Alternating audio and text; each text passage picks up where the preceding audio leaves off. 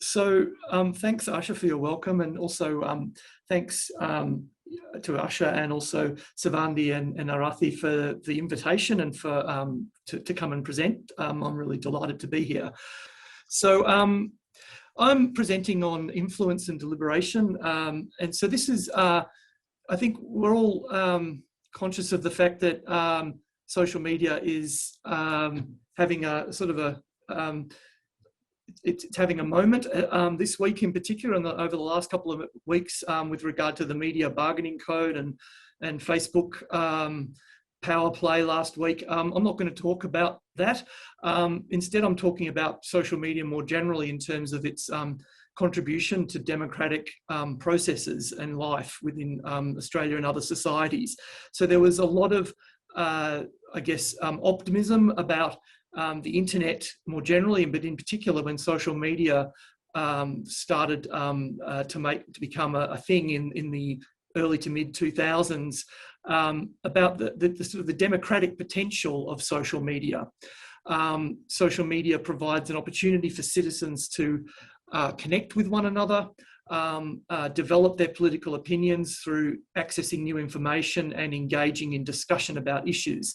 That's the sort of the promise of social media. But of course, despite this early optimism, especially in recent years, really dating back to, I think, the 2016 US presidential election, there's been increasing concern about the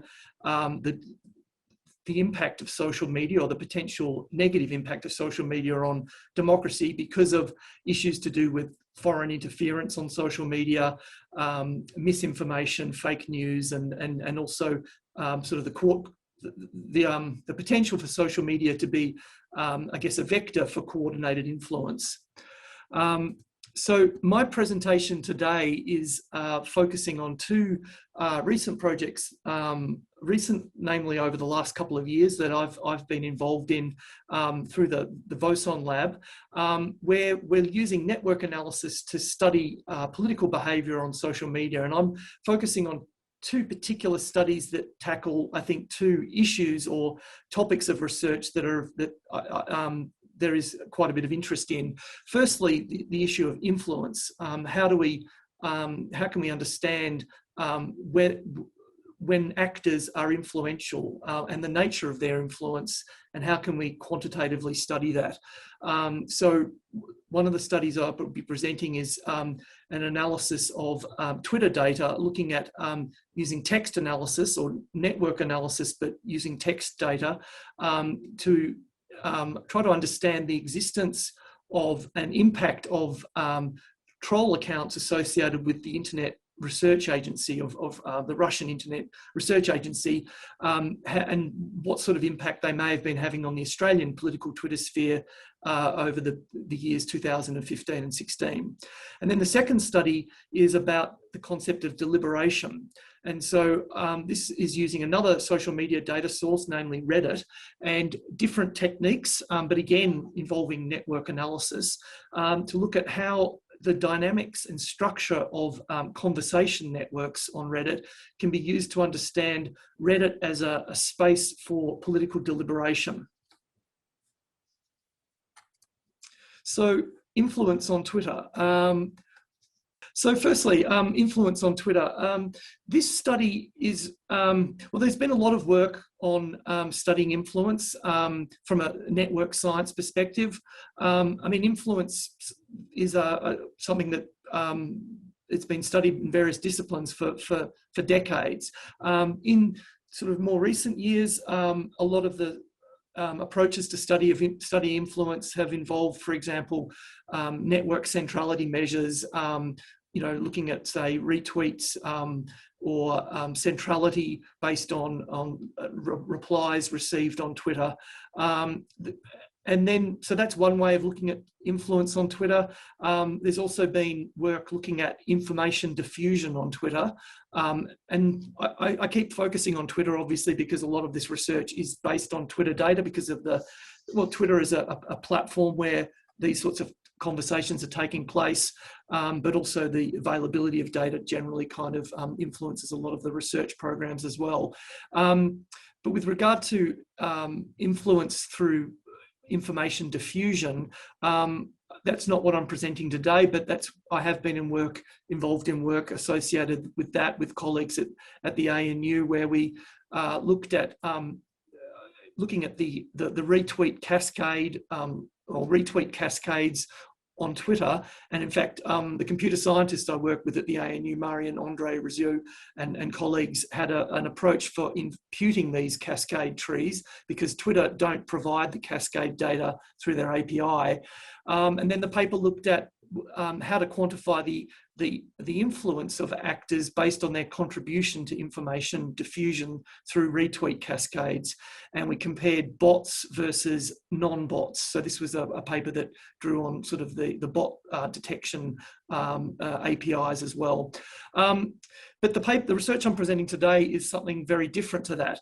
It comes out of a presentation that, or a research, I guess, project that colleagues at the University of Canberra and I worked on in the context of the Senate Committee on Foreign Interference through Social Media, which met last year. So this was a submission that we gave to that Senate Committee, and we went and presented some of the findings to them. I've extended the work in that initial submission, but the Senate Committee was the genesis of that work. So what we do in this project is we make use of a data set that Twitter released in context of US government, I guess, inquiry into the potential presence and influence of foreign interference or foreign influence operations on social media during the 2016 US presidential election. So Twitter publicly released data sets containing the tweets and also the media linked to in the tweets that were identified with organizations such as the Russian Internet Research Agency. So we make use of that data set. We also make use of another data set that I'll explain in a second, which I constructed as part of another research project. So what we're doing in this research is we're trying to understand, we're using semantic network analysis and we're using that to try and understand, firstly, were Russian troll accounts present in the Australian Twitter sphere?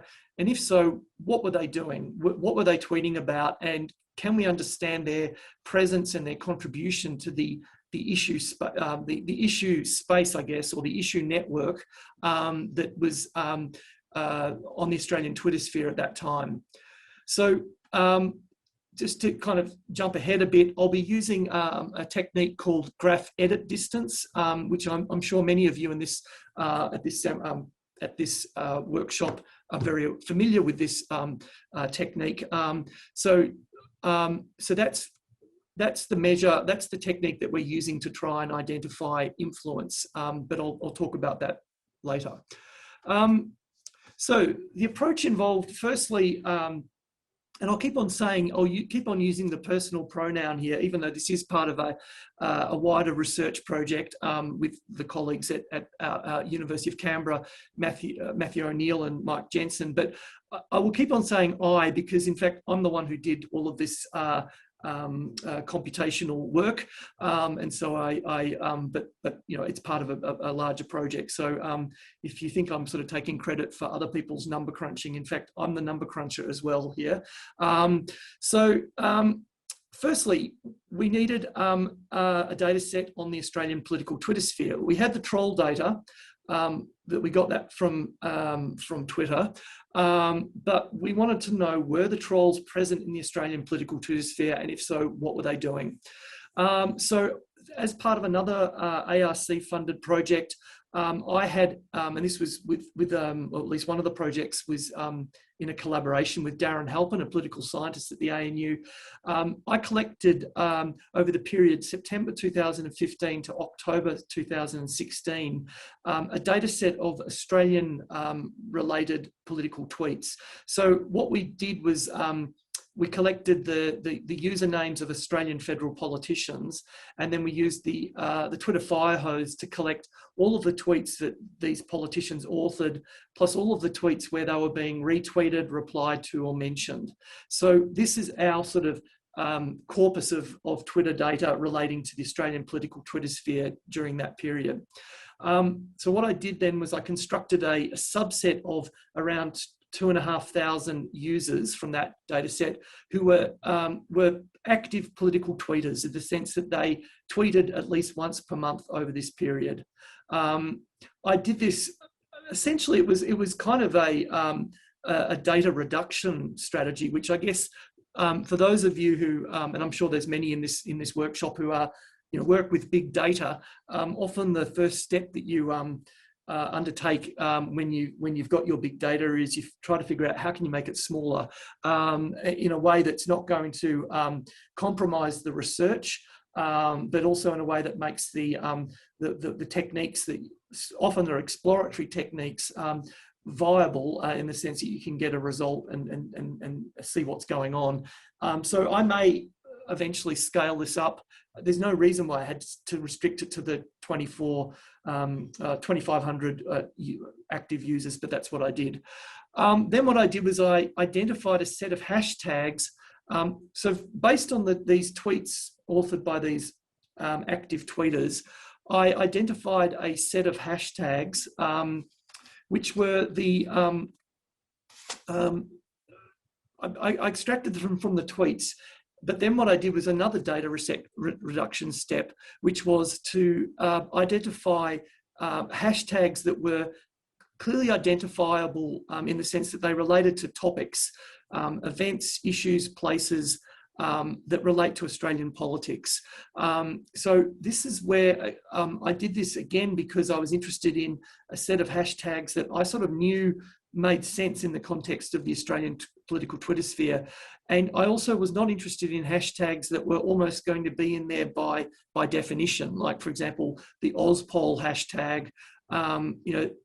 Many of these tweets contain it. It's not particularly interesting to me. I'm interested in hashtags that relate to issues, political issues and events. So I call these the issue hashtags. For each month, I produced a semantic network. So this is where the nodes are hashtags weighted by the edges, which are the number of times each. The nodes are the hashtags, and there are edges connecting these hashtags where the weights of the edges are the number of times the two hashtags co-occurred in the same tweet.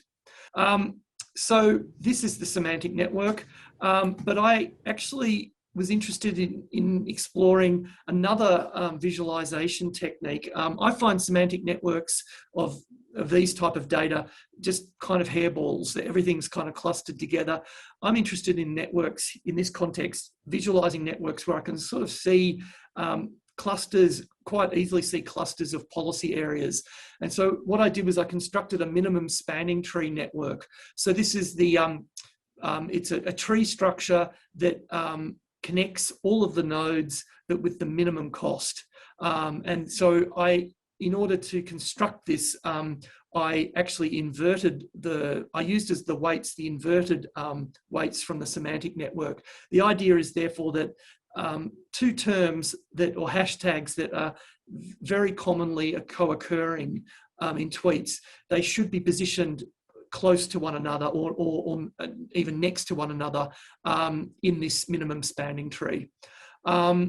And so here you can see it's very much the same information. It's just laid out in a visually more appealing kind of way, which is actually relevant because, as you'll see, some of the analysis does involve visualization. So next, what I did was I identified the IRA authored tweets. Now, how do I do this? Well, Twitter don't, include a field in their data set that they publicly released saying, oh, these were tweets that were directed towards the Australian political Twitter sphere. All they've done is they've released a data set of tweets that they have identified as being associated or authored by IRA accounts, IRA controlled accounts. And by the way, I keep on using the term IRA, but for me, with someone of my age, IRA means Irish Republican Army. But anyway, I'm talking about the Internet Research Agency, obviously. So what I did was I found those tweets that were authored during the period of interest for me, where I have the other Australian political Twitter sphere data. And then I selected those tweets where they either contained the word Australia or at least one of a set of hashtags that I felt are clearly related to Australian politics. For example, Ozpoll, Ozvotes, QT for question time, Q&A for the ABC TV program. And also, I was interested in those tweets that contained at least one of the issue hashtags. And if you just give me a second, I just need to make sure I've got my time, my clock running properly. Yep, okay. Then what I did was I mapped the troll data onto the semantic networks. And so let's have a look at how they work. So here is one of the semantic networks, and I've made it so. Yeah, again, the detail is not exactly as I would have liked it to be, but the red dots indicate hashtags that were authored, where troll accounts also authored tweets that included those hashtags. And then a zooming in here. Now, this may be difficult to see, but there are these lines connecting these red dots. If it's an unbroken red line, that indicates it's two hashtags that were used by both trolls and non-trolls in the same tweet. While the broken red lines indicate hashtags that the trolls included in their tweets together, but the non-trolls did not include those two tweets.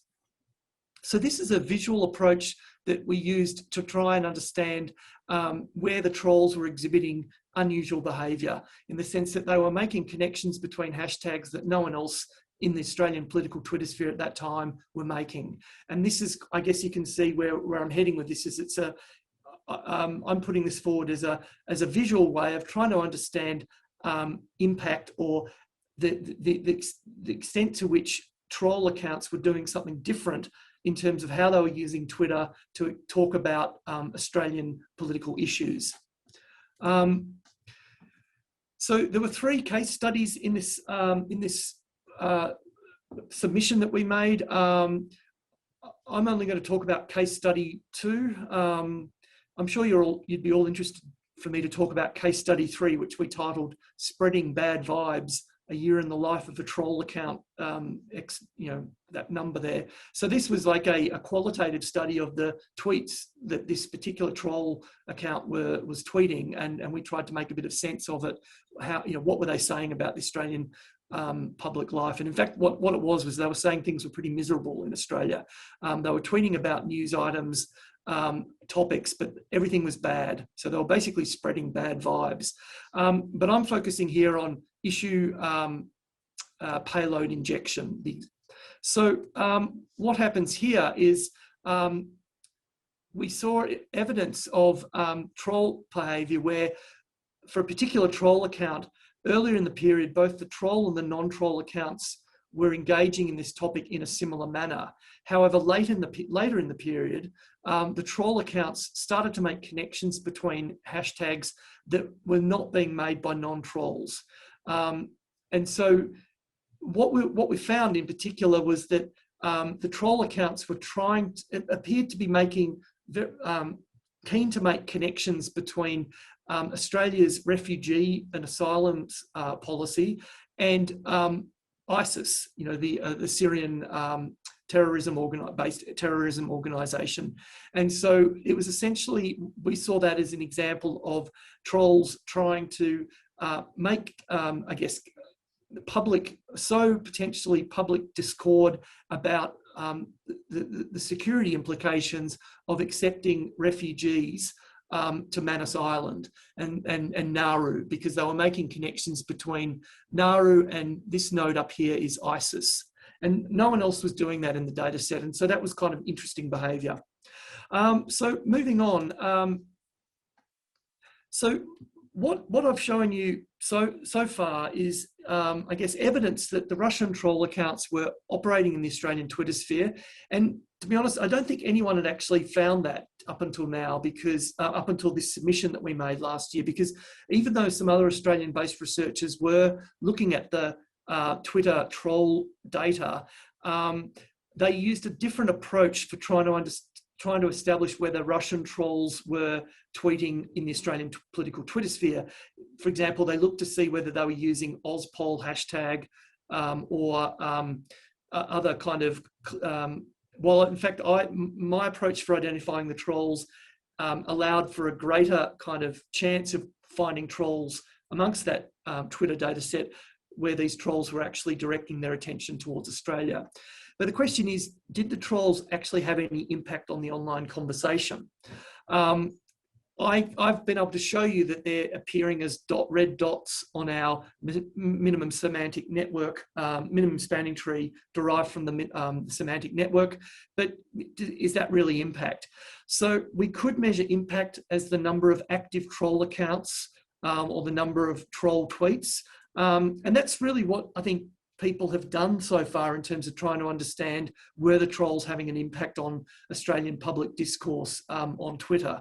And the conclusion was, well, there was only a handful of them, or there weren't the hundreds or potentially thousands of them that were evident in the US, which it's understandable that Australia was not the focus of attention for IRA trolls. But I feel that that's a fairly blunt measure of impact. And so I'm proposing a different approach. So another way of quantifying impact is by looking at how the troll activity affects the issue space as represented by this minimum spanning tree semantic network. And this is where I'm using graph edit distance as a measure of similarity between two graphs. And I'm proposing this as a way to try and quantify impact. So how do I do it? Well, I construct the full minimum spanning tree semantic network using tweets by all authors, by all of the users. And then I iterate over the users. And for each user, I drop their activity out and then reconstruct the minimum spanning tree semantic network. So it's the minimum spanning tree if user I had not tweeted.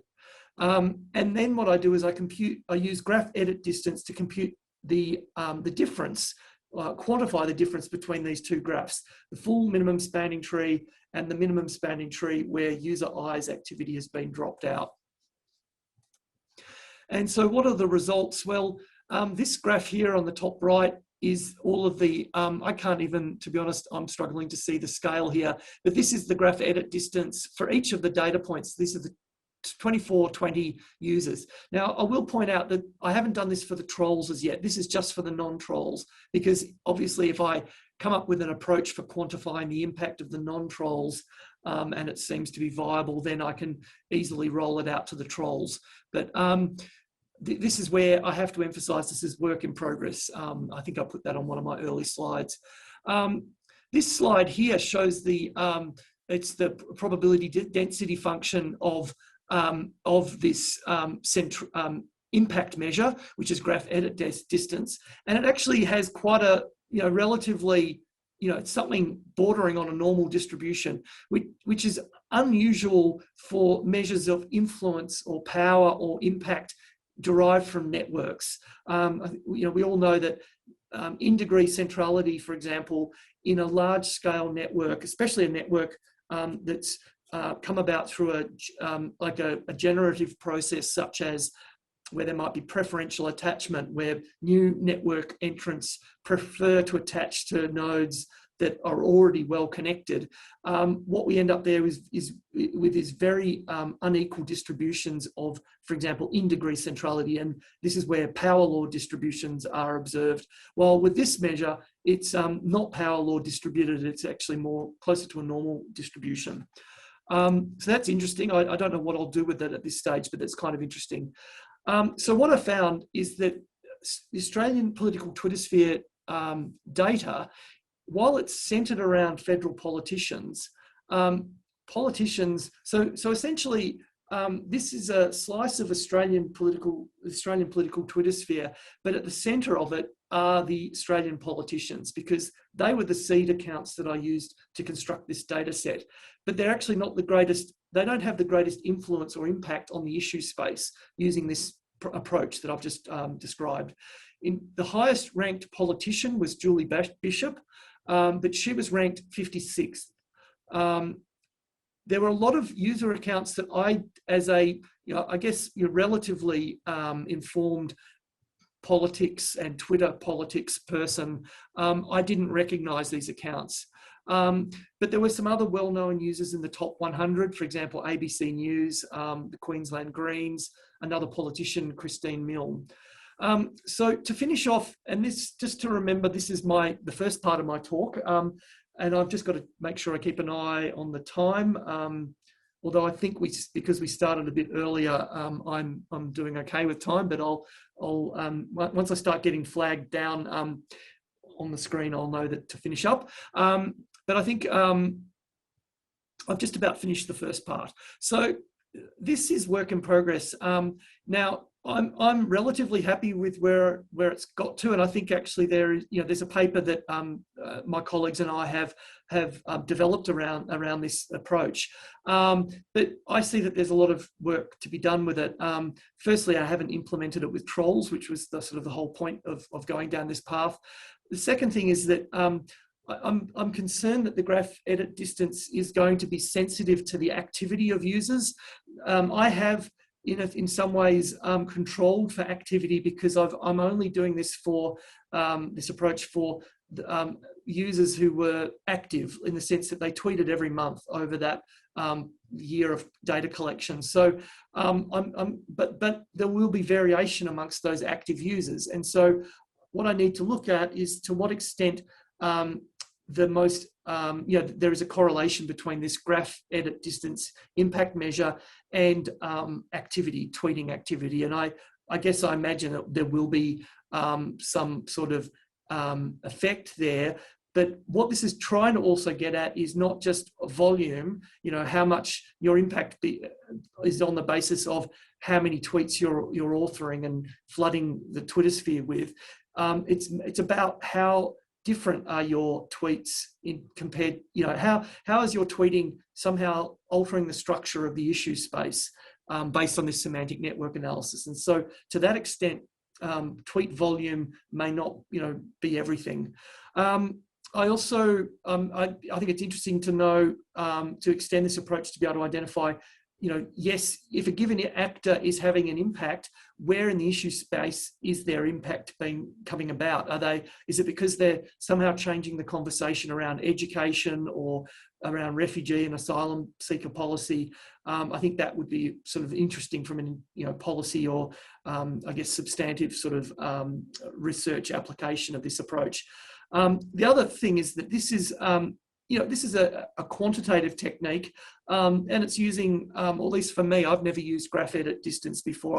I know it's a very well developed area, but it's the first time I've implemented it for my own work, and so I'm kind of happy that I'm pushing the frontiers of at least my own approach to studying Twitter. But I'm also conscious of the fact that there's no statistical inference going on here. I can't indicate where some actors are statistically sort of, their behaviour is statistically significant. So there's no null model that I can be testing these minimum spanning tree networks against. And that's an area that I think could be a fruitful sort of area of research, future research. So the second part of the presentation is about deliberation on Reddit. So,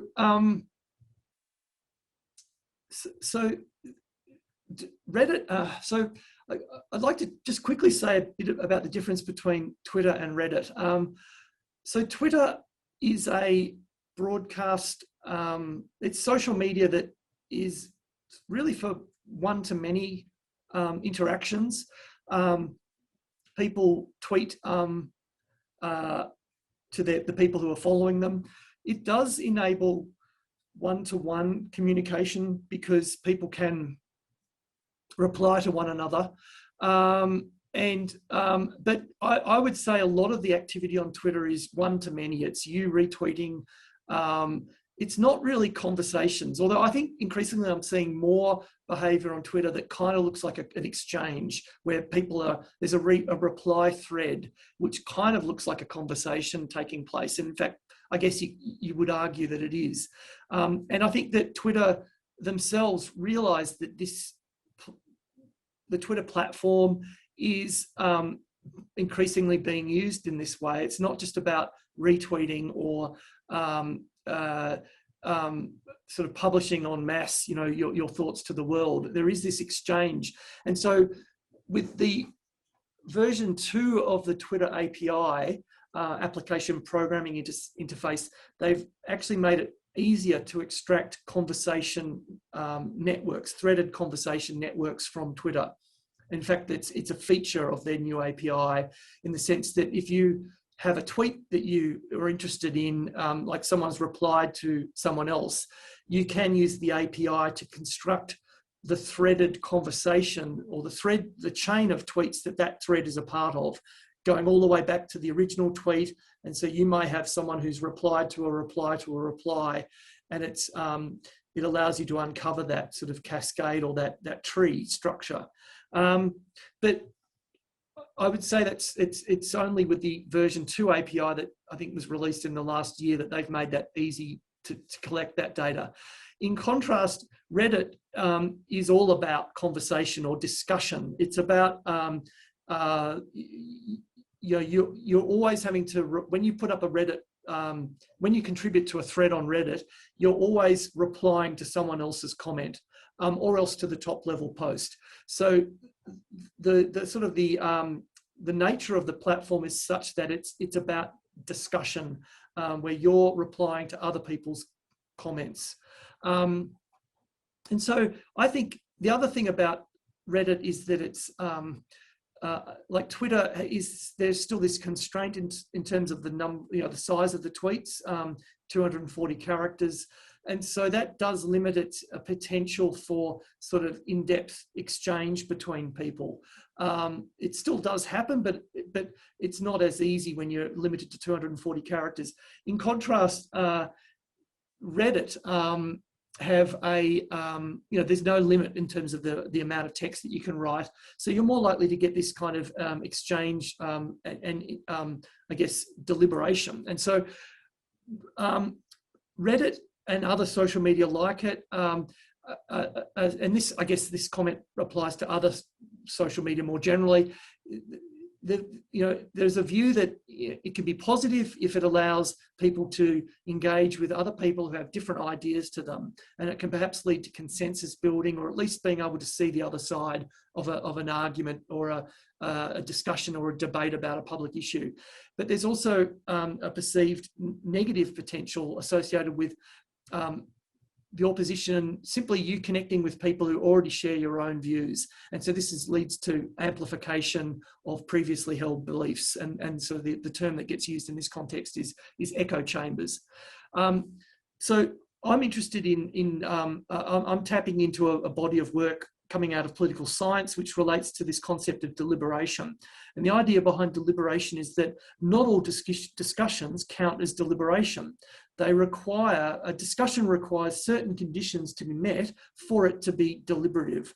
Now, this is a very sort of large body of work coming out of political science, and my access into this is actually through a paper by Sandra Gonzalez-Balon and others. You can see it down the bottom of this slide, The Structure of Political Discussion Networks, a model for the analysis of online deliberation. So this is a paper from 2010. I found it very sort of, I think quite an important and influential paper, at least for my own work. So what Gonzalez-Balon and colleagues do is they take this concept of deliberation and they operationalize it using network science. What they do is they construct discussion trees. They're using /dot, while I'm in my presentation, I'm using Reddit data, and they look at the different properties of these discussion trees, and they relate that to the concept of deliberation. And in particular, deliberation the theory of deliberation argues that deliberation is more likely to occur in networks in this quadrant here, type 1 networks. So what we have here is maximum width. So you've got at any, so right in the center here is the top level post, and then you've got the comments that are directed towards the top level post, and then the next ring out are the comments that are directed to those comments, and therefore so on. It's a tree. And the maximum number of posts at any one level is the maximum width. And so they argue that, or deliberation would contend that when you have maximum width, that approximates the number of different people who are involved in the discussion. So therefore, the diversity of opinions that are present. The other key ingredient for deliberation is depth. And so you can see in this type 2 network, you don't have a lot of width, but you have a lot of depth. So what's happening along this chain here is people are interacting with one another. It's a single thread where there's back and forth between one or more people, or two or more people, I should say.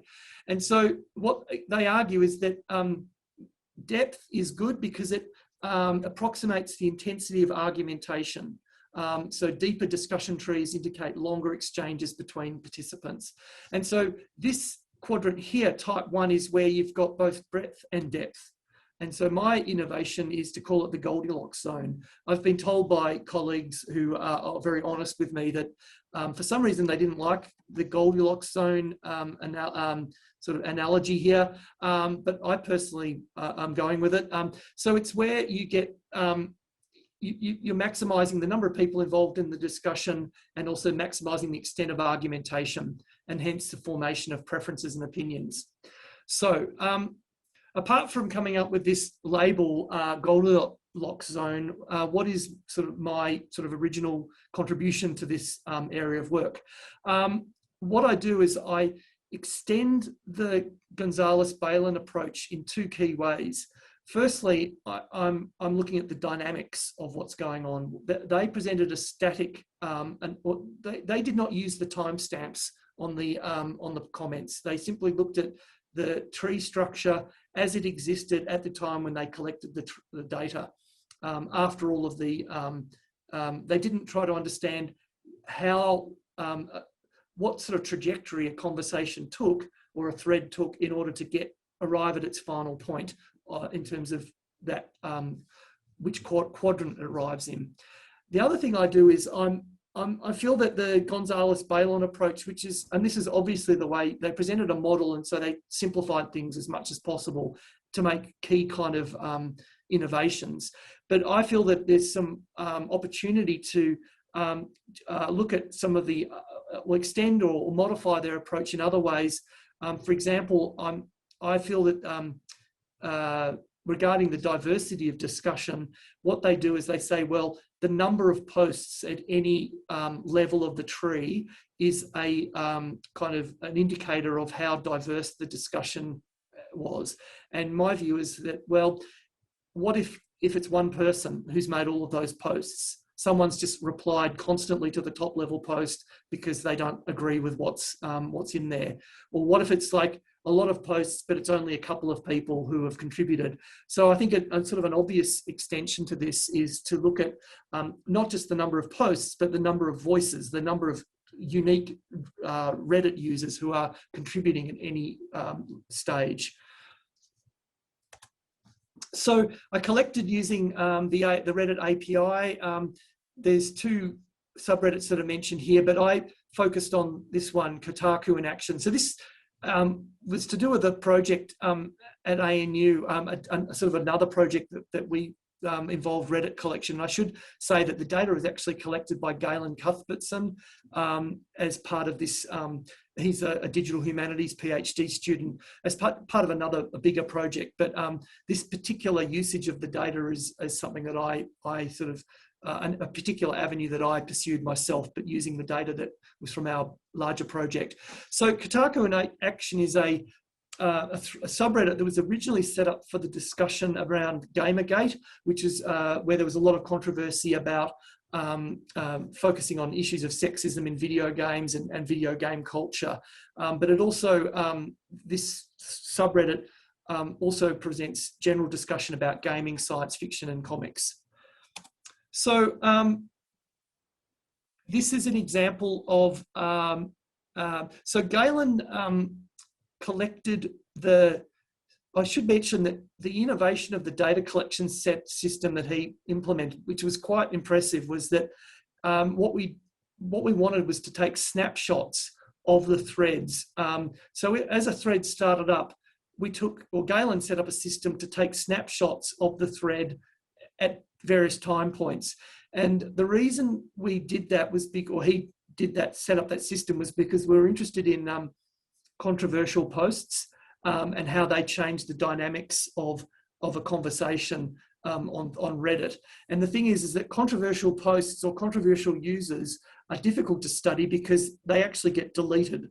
The posts get deleted and the users get deleted. And then what happens is that when you go and collect a thread from a week after the thread started, where basically all the activities occurred, you'll find the most central actor in your network is someone called deleted.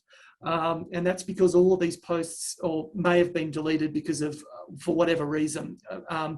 And so in that other project, we were interested in getting a handle on these controversial posts. And so Galen constructed a very rigorous and kind of scaled up approach.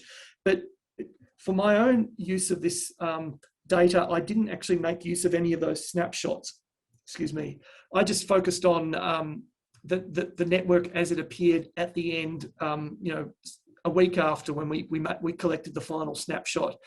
But I did make use of the timestamps, which are available so we know when each comment was posted. So this is what a particular thread looks like. The red is the tag of the comments, like the top level post, and all of the other nodes are tags identifying comments. So this is a network of comments. It's not a network of users. And this is actually one of the reasons why I used iGraph to construct the networks, and also I also have a dynamic visualization of the network using the NDTV package in R, which I have here. This is why I wanted to get my screen working. So this is a video of that same thread as it's being constructed over time. I think every half an hour I'm taking I'm adding the new nodes to the network. I haven't quite got it to work out so that it always seems to be kind of clustered in this way, and then it unfolds right at the end. And then you can see over here, the number of comments is getting plotted, and then also the breadth and depth is getting constructed here. So anyway, that's just what the data look like. In terms of the grids, sort of the deliberation, the two axes of deliberation, this is what each dot represents a thread, and it's positioned according to what was the maximum depth and the maximum breadth that occurred over the life of that thread. And then what I've done is I've taken means of the maximum breadth and the maximum depth. And so this grid here is, or this square here is the Goldilocks zone. 14% of threads are in the Goldilocks zone. This is just an example of 4 threads from the 4 different quadrants. This probably won't mean much to you or to anyone, apart from, I think some of you will probably know PewDiePie. All I know is he's a controversial, or was a controversial Twitch streamer who focused on gaming, and he'd get himself into all sorts of strife, and it would always be good for his brand. So this is an example of a thread that was about PewDiePie, and this ended up in the Goldilocks zone. This is a thread that ended up having a lot of depth, but not much width. And the title of the thread was, "This Sub Still Exists, Why?" So that's, okay. And these are the trajectories. So this is what Gonzalez and Balon and colleagues weren't able to do, or they didn't do, I'm sure they could have done it, but they didn't do it, was to see, well, this thread on PewDiePie, how did it get here? Did it just go straight into the Goldilocks zone, or did it kind of make its way through having breadth and then depth. And that's sort of what the dynamic data allow us to do. So these are the deliberation pathways for the threads that reach the Goldilocks zone. And by the way, I'm conscious that I've only got another 5 minutes because I had 50 minutes to talk, and then so I need to finish at 2:50. So I'll only need the additional 5 minutes. So a major limitation is that depth and breadth are only based on the number of comments. Who is commenting and what is being said is not taken into account. Related to this, sort of another problem I have with this is that these deliberation pathways are monotonically increasing. You can't, you can't go backwards. You can't get, if you're calculating maximum breadth, then if, subsequent in the thread, if, the size or the width, the breadth of the trees, get narrower, still the maximum breadth remains. And similarly, maximum depth, if right at the start of a thread, you have a very long thread, a very long kind of exchange or argument, and so you get a lot of depth. Even if later on in the thread's life, there is very shallow argumentation, it's not going to show up here because it's monotonically increasing because of the two things that I'm computing, how they're defined. So what I've done is I've taken account of the diversity of the discussion, and I'm interested in diversity at a given layer of the discussion tree. So that's the breadth, and also diversity on a given geodesic connecting layers. So that's the depth. So this is diversity, meaning how many people are participating. And so I used Shannon diversity. Again, this is a very, I think for this kind of audience, it's something that it'll be very familiar to people. So it's, and so one of the versions of Shannon, or of the work by Shannon is this Shannon diversity index. So it's used for measuring the diversity of, for example, species of animals. So this is obviously an entropy-based sort of measure of diversity, and that's the whole nature of Shannon entropy. And so I'm not going to go through the mathematics here, but essentially the Shannon diversity index varies with the number of unique cases. So it can't be used for when comparing across data sets with different number of cases. But instead what's been proposed is the Shannon equitability index, which is measured as H divided by H max, where H is the Shannon diversity index as defined here. I should say that P is the proportion of the population accounted for by species I. So in my application here, the species are unique Reddit users. So the Shannon equitability index ranges from 0 to 1. 1 indicates complete evenness or diversity. So what I'm doing is I'm adjusting the maximum depth and the maximum breadth by this diversity, or the Shannon, I'm multiplying it by the Shannon equitability index raised to the power of 3. Okay, and before anyone asks why raised to the power of 3, well, because it leads to some interesting dynamics, in particular non-monotonic trending trajectories. Now, this is not particularly satisfying from a sort of theoretical point of view. And after I gave a presentation of this last year, a communications researcher actually put me in contact with some work which might help me to kind of have a more, I guess, rigorous basis for why am I raising E to the power of 3. So this is an axiomatic approach. It's not really coming out of behavioral theory at this stage. It's or sort of a particular model of behavior. So I have the diversity adjusted maximum depth and the diversity adjusted maximum breadth. And so what does it give me? Well, this is showing how the diversity adjusted maximum breadth and depth vary over the life of the threads. And there's a lot more variation in the diversity of of maximum depth over the life of the threads. To finish up with, what does this diversity adjustment give us? So these red threads are threads that finished in the Goldilocks zone with the standard depth and breadth measures. But we can see here that there are 4 threads that actually, once we adjust for diversity, they're no longer considered to be deliberative in the sense that, that they are kind of, or at least sites or threads with deliberative potential. In particular, we find that these the PewDiePie, actually, is that right? Yeah, the PewDiePie thread that I identified before is no longer in. These 4 dots here, by the way, are the threads that I highlighted earlier on as examples. So the three of them are remaining in the quadrants that they were before. The PewDiePie one, which was previously well into the Goldilocks zone, has now fallen out of the Goldilocks zone.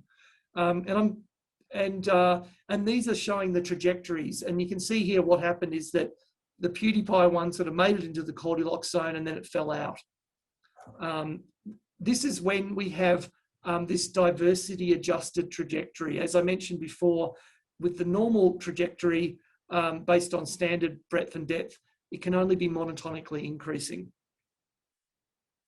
And these are the trajectories of the 4 threads that were in the Goldilocks zone and then fell out. So I'm going to finish there. I'm aware that I'm just on to my 50 minutes allocated time. I want to just emphasize that it's work in progress, but I'm very happy to hear your feedback and questions, and I look forward to having discussions. So thank you, everyone.